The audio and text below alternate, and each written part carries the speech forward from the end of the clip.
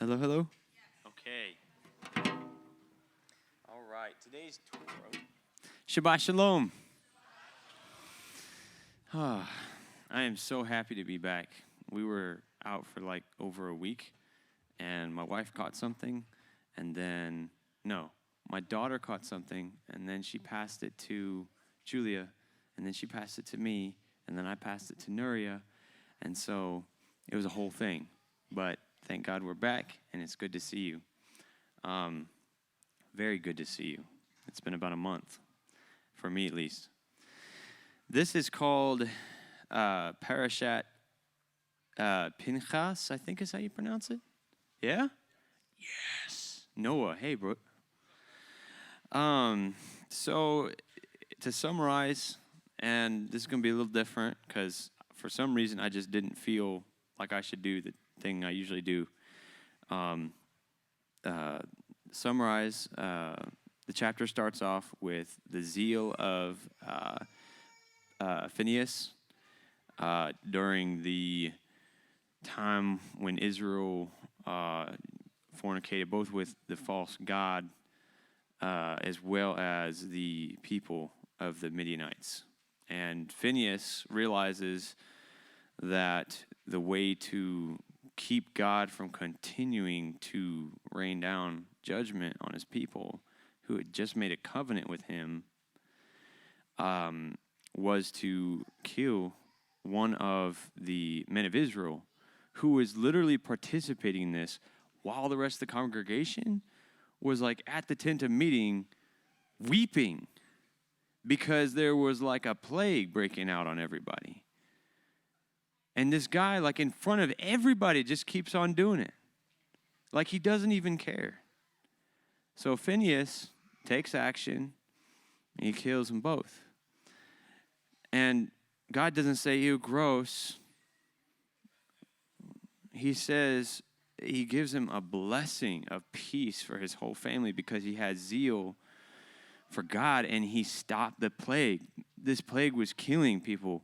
There was 24,000 that died from this plague. That's a ton of people. There's not even 1,000 people in Fort Malone where I live. That's a ton of people. So this guy, through an act of violence, kept more violence from happening, which is crazy to me. But it's because the type of violence that he did was like, before God, it was holy.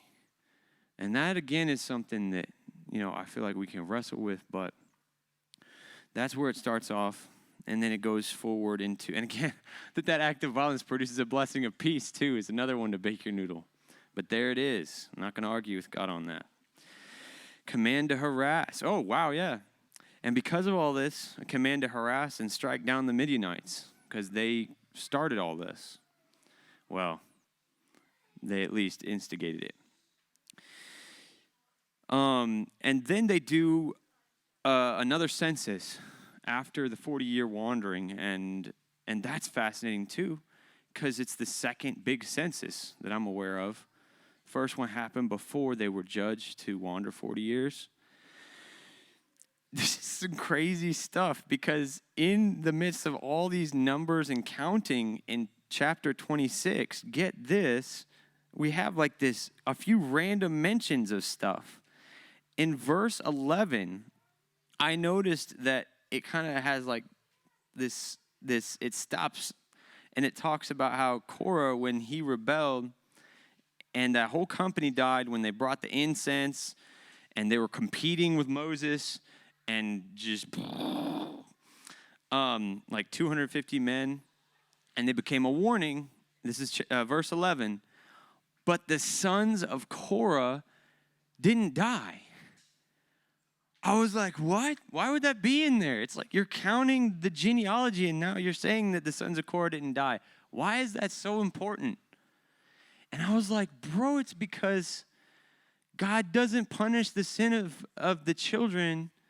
Yes, let's remember the commands, and I think that's like an entirely huge subject that I want to tear into. But in Hosea, God does talk about as well how the son will not die for the father's sin. And it's like this paradox. because you do have kings where God says, not in your lifetime, but in the lifetime of your son.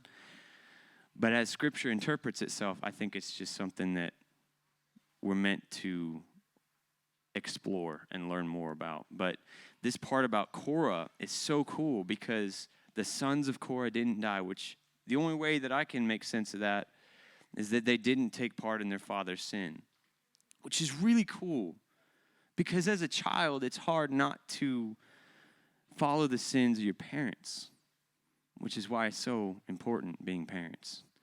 But I just think that's so cool. Later on down in the same chapter where we're just going through this list of genealogies, which is very cool. I actually found a way to think of this as cool. Imagine Abraham, where they cite this genealogy. He'd be on the edge of his seat, wouldn't he? I thought that was interesting. All his great-grandchildren and their children. But here in verse 46, it randomly talks about, in the tribe of Asher, the daughter of Asher was Sarah, named after his great-great-grandma. I don't know. I just thought it was interesting. We're going through all these clans, and let's just like, the daughter of Asher was Sarah, and it just keeps going. It's like, okay, that's so cool how that is beautiful enough to God to put in there. In 51, I thought it was interesting. The men of people of fighting age, 20 years and older, at that time, was over 600,000. And I got to figure that the whole people had to have been at least 3 times that, right? Because they had big families. You got to count the women. Got to count the children. So if every mom and dad had just one child, you're talking 3 times that. That's amazing. That's over 1,800,000 people minimum. That's crazy. And then you've got, it talks about the inheritance of the daughters of Zelophehad and laws for women because of that to inherit land as individuals, not just, as a part with their husbands, but as individuals, which is really cool. And then it talks about the ordination of Joshua. I'm just going to do that real quick because it's really short. Where is that? It's right here. Yahweh said to Moses, "Go up into this mountain of Abraham and see the land that I have given to the people of Israel. When you've seen it, you also shall be gathered to your people as your brother Aaron was. Because you rebelled against my word in the wilderness of Zin when the congregation quarreled, failing to uphold me as holy at the waters before their eyes. These are the waters of Meribah of Kadesh in the wilderness of Zin. Moses spoke to Yahweh, saying, Let Yahweh, the God of the spirits of all flesh, appoint a man over the congregation who shall go out before them and come in before them, who shall lead them out and bring them in, that the congregation of Yahweh may not be a sheep that have no shepherd. So Yahweh said to Moses, Take Joshua the son of Nun, a man in whom is the Spirit, and lay your hand on him. Make him stand before Eleazar the priest and all the congregation, and you shall commission him in their sight. And you shall invest him with some of your authority, that all the congregation of the people of Israel may obey. And he shall stand before Eleazar the priest, who shall inquire for him by the judgment of the Urim before Yahweh.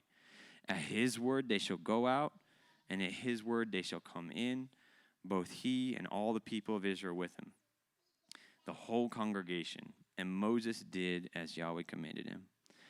He took Joshua and made him stand before Eleazar the priest and the whole congregation, and he laid his hands on him and commissioned him as Yahweh directed through Moses. So after that, you just have daily offerings as well as feast time offerings. And then at the very end of this portion, you have men and vows. And, it's not that fancy, but that's my Torah portion.